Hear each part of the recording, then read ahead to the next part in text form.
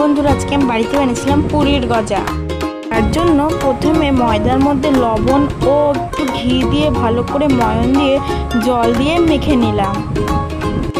মাখাটাকে কিন্তু একটু শক্ত করে মাখতে হবে।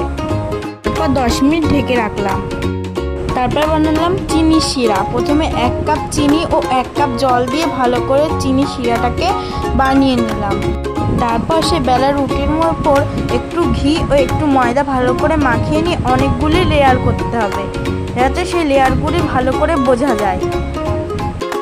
এটা যত দেওয়া যাবে তত ভালো হবে। আমি এখানটায় দিয়েছিলাম 5টা। তারপর হয়ে গেলে এটাকে রোল করে নিতে হবে। রোল করা হয়ে গেলে আমি ছুরি দিয়ে একটু ছোট ছোট করে কেটে নিলাম। তারপর এটা হালকা করে বেলে নিতে হবে। তারপর সাদা তেল দিয়ে ভালো করে এগুলোকে ভেজে নিতে হবে।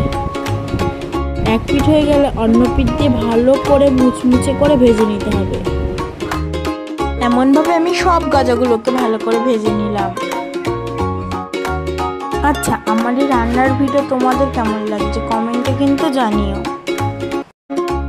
আমার এখানটায় সব গজাগুলো হয়ে গেলে সেই চিনি শিরাটাকে বানিয়ে নিয়েছিলাম, তার মধ্যে গজাগুলোকে ছেড়ে 2-3 মিনিট ভালো করে উল্টে পাল্টে নিলেই তৈরি হয়ে যাবে আমাদের গজা। তোমরা কিন্তু এটা বাড়িতে অবশ্যই ট্রাই করো, খুব সুন্দর হয় খেতে। আচ্ছা, আজ তবে আসি।